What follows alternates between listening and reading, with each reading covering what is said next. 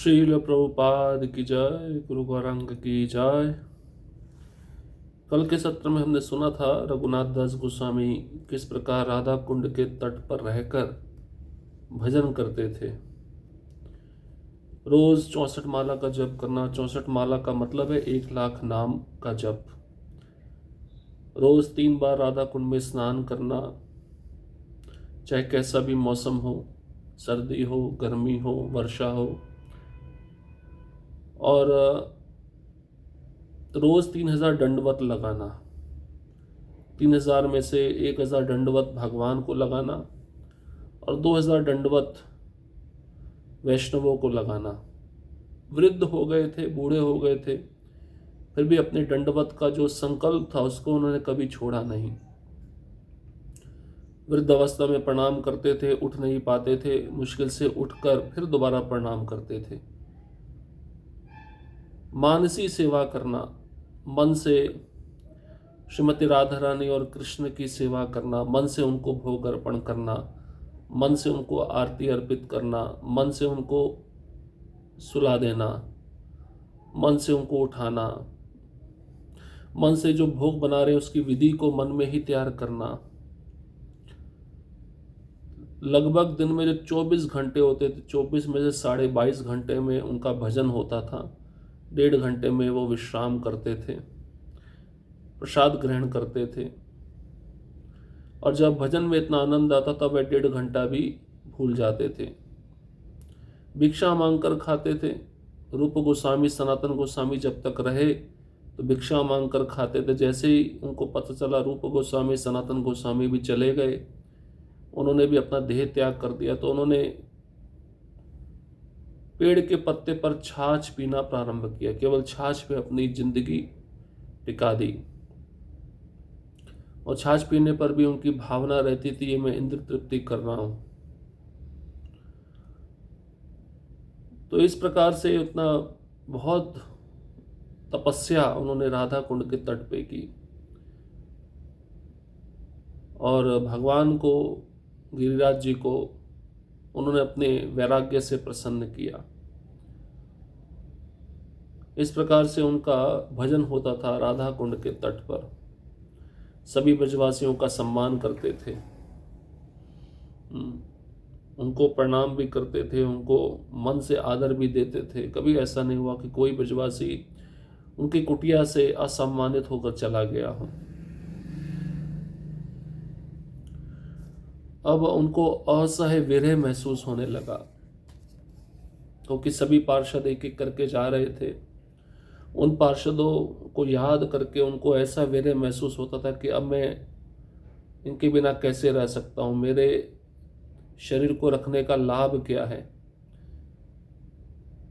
अपने संपूर्ण जीवन पर्यंत श्री रघुनाथ दास गोस्वामी ने इंद्र तृप्ति हेतु कुछ नहीं खाया। उन्होंने देह व आत्मा को एक साथ बनाए रखने हेतु आवश्यक स्वल्प आहार ही ग्रहण किया। भगवान चैतन्य महाप्रभु के तिरोभाव के उपरांत रघुनाथ दास गोस्वामी ने केवल फल व दुग्ध रूपी भोजन ही स्वीकार किया। श्री सनातन गोस्वामी पाद के तिरोधान के पश्चात वह 1 दिन अथवा 2 दिन में एक बार मात्र एक पत्ते के कटोरे में उपलब्ध छाछ 100 ग्राम पर ही निर्वाह करते थे। परंतु जब श्री रूप गोस्वामी नित्य लीला में प्रविष्ट हुए तो रघुनाथ दास जी ने सब प्रकार से खाना पीना त्याग दिया। वे धीरे धीरे भगवान एवं उनके प्रेमी भक्तों के विरह की अग्नि में दग्ध हो रहे थे। उनकी निर्बल दैहिक अवस्था को देखकर ब्रजवासी शोकाकुल होकर क्रंदन किया करते थे। अपने ग्रंथ स्वरचित विलाप कुसुमांजलि में श्री रघुनाथ दास गोस्वामी लिखते हैं कि श्री राधा की सेवा करना ही आध्यात्मिक पूर्णत्व के चरमोत्कर्ष की प्राप्ति करना है। राधा रानी के वियोग से जनित परम अधीरता एवं घोर निराशा के भावों की अनुभूति करते हुए श्रीदास गोस्वामी इस प्रकार लिखते हैं, मेरा जीवन महत्वहीन है। यदि मुझे आपकी अनुकंपा प्राप्त न हुई तो मैं इसे त्याग दूंगा। आपके बिना श्री राधा कुंड एवं वृंदावन में वास करना मेरे लिए अर्थहीन है। वृंदावन के विषय में तो क्या कहूँ, आपको पाए बिना तो स्वयं कृष्ण भी मेरे लिए अनुपयोगी हैं। हे श्रीमती राधा रानी, केवल आप ही मेरे जीवन का एकमात्र वांछित विषय हैं। कृपया मुझ पर करुणाशील हों। अत्यंत शोकार्त होकर अत्यधिक क्रंदन करते हुए मैं आपके चरण कमलों को पकड़कर अपने हृदय में धारण करता हूँ और आपकी प्रेममयी सेवा भक्ति हेतु याचना करता हूँ। कदाचित यह विलाप कुसुमांजलि आपके हृदय को रंग मात्र भी संतोष प्रदान कर सके। तो जब तक चैतन्य महाप्रभु इस धरातल पर थे, तब तक रूप रघुनाथ दास गोस्वामी बड़े प्रसन्न थे, उनके साथ में रहते, उनकी लीलाओं को देखते। जैसे ही चैतन्य महाप्रभु अपनी लीला को समाप्त करके वापस अपने धाम चले गए, तो रघुनाथ दास गोस्वामी केवल दूध और फल पे अपना जीवन चलाने लगे। उसके पश्चात जब वह वृंदावन आए, सनातन गोस्वामी और रूप गोस्वामी से उनकी भेंट हुई। वह आत्महत्या करना चाहते थे गोवर्धन पे चढ़कर, वहाँ से कूदकर।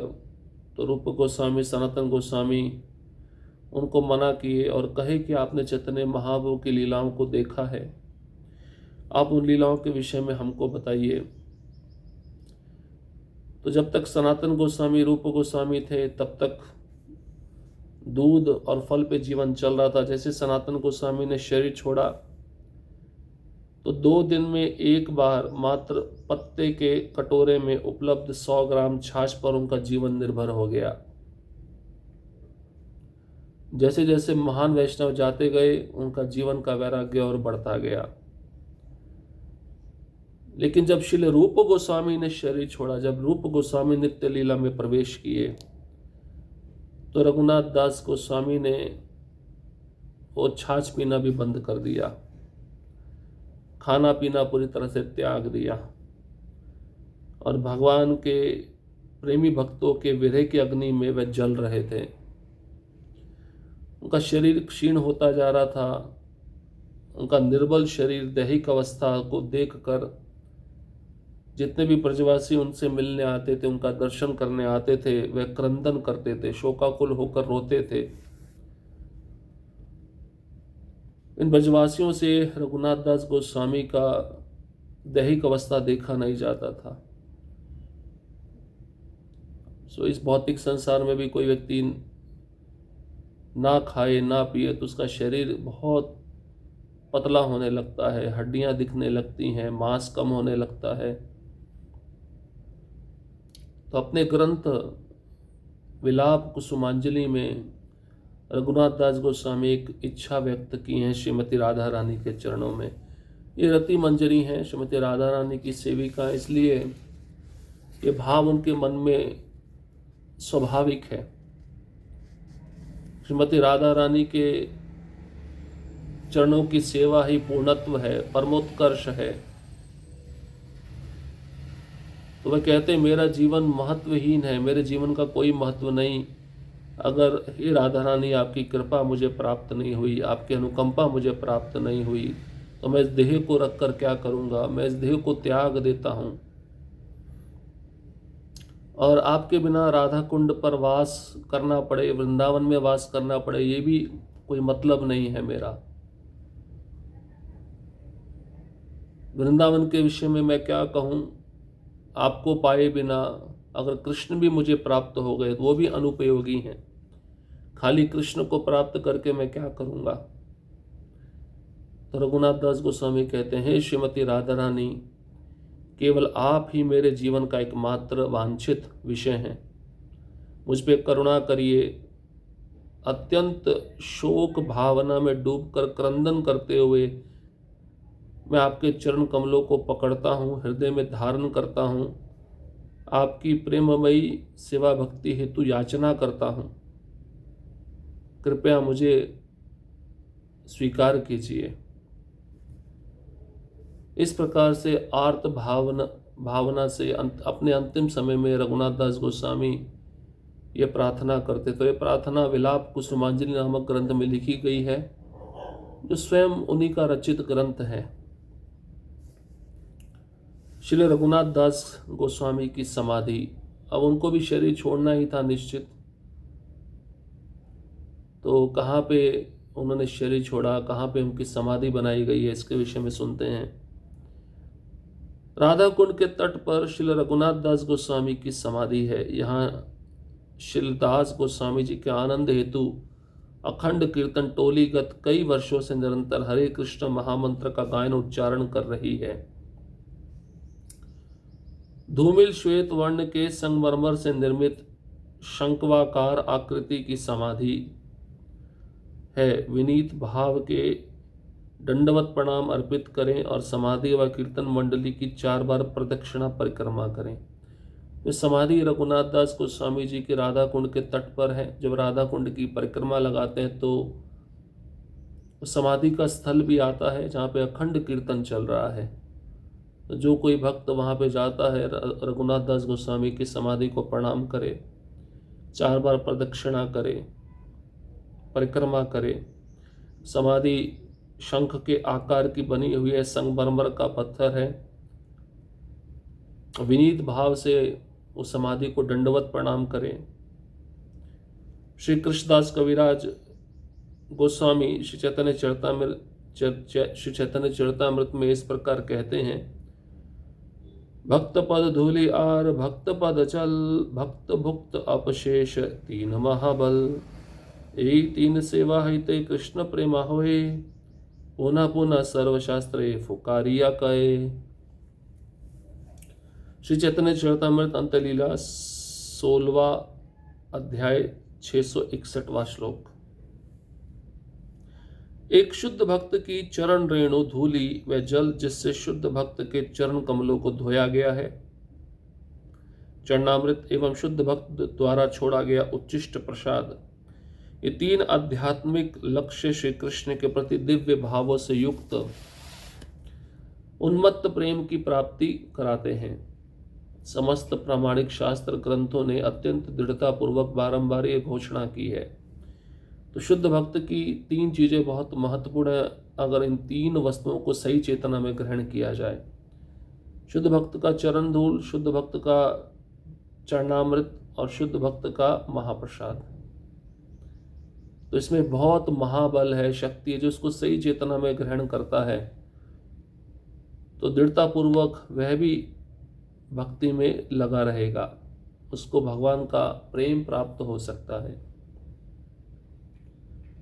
श्री रघुनाथ दास गोस्वामी के दैनिक भजन में अधोलिखित गतिविधियां सम्मिलित थी, यथा हरिनाम की 64 माला जप करना, अपने आध्यात्मिक स्वरूप रति मंजरी के रूप में मानसी सेवा करना, अपनी गोवर्धन शिला की आराधना करना, दिन में 3 बार श्री राधा कुंड में स्नान करना, श्री कृष्ण को 1000 दंडवत प्रणाम करना और वैष्णवों को 2000 दंडवत प्रणाम अर्पित करना एवं उन्हें आलिंगन करना, मात्र 90 मिनट विश्राम करना और कुछ दिन तो एक पल के लिए भी विश्राम ना करना।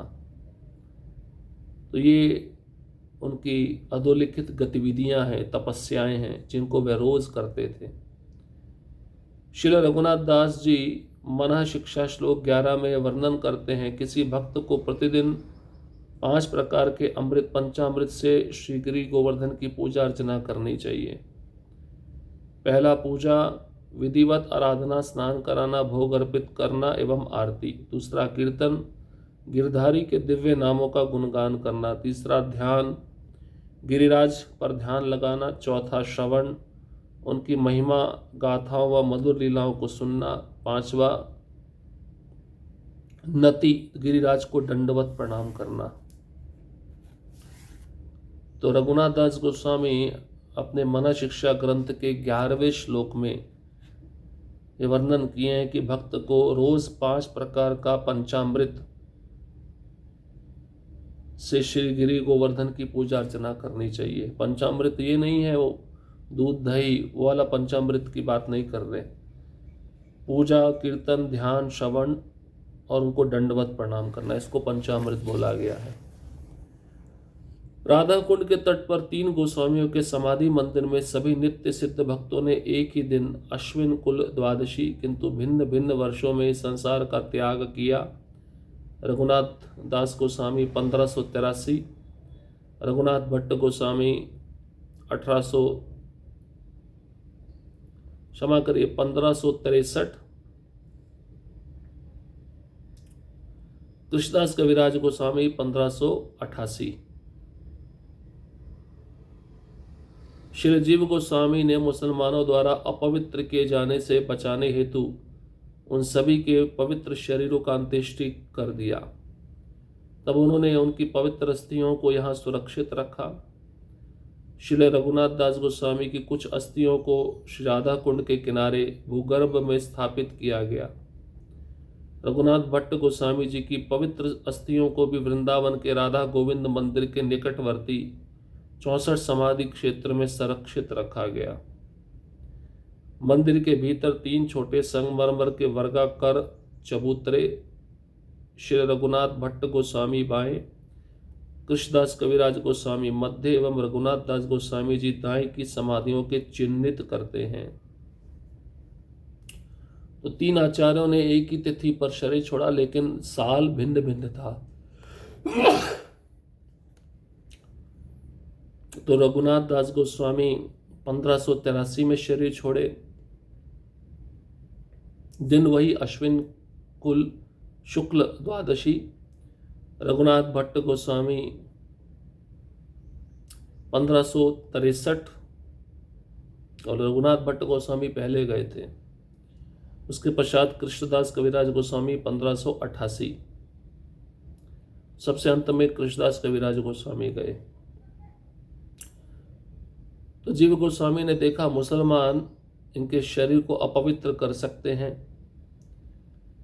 तो जीव गोस्वामी ने सभी के पवित्र शरीरों का अंत्येष्टि क्रिया कर दिया था और उनको जो पवित्र अस्थियां हैं उनको सुरक्षित रखा। तो मुसलमान लोग उस समय जो महान भक्त होते हैं उनके शरीर को नुकसान पहुंचा सकते हैं, तो इसलिए जीव गोस्वामी ने उनका अंत्येष्टि क्रिया किया और जो अस्थियां बची अंत्येष्टि क्रिया करने के पश्चात उससे उन्होंने समाधि बनाया। तो रघुनाथ दास गोस्वामी की कुछ अस्थियों को राधा कुंड के किनारे भूगर्भ में स्थापित कर दिया जहाँ पे उनकी समाधि है। रघुनाथ भट्ट गोस्वामी जी की पवित्र अस्थियों को वृंदावन के राधा गोविंद मंदिर के पास में 64 समाधि क्षेत्र में सुरक्षित रखा गया। तो इस प्रकार से उनकी समाधि बनाई गई है। अब रघुनाथ दास गोस्वामी ज़्यादा ग्रंथ तो नहीं लिखे थे, लेकिन जो विशेष ग्रंथ लिखे थे भाव भक्ति प्रेम भक्ति पर आधारित थे, उन ग्रंथों का वर्णन हम अगले सत्र में कर लेते हैं। 2 ही ग्रंथ है, स्तवावली और दान केली चिंतामणि और मुक्ता चरितम, ये 3 ही ग्रंथ हैं, ज़्यादा बड़े नहीं हैं।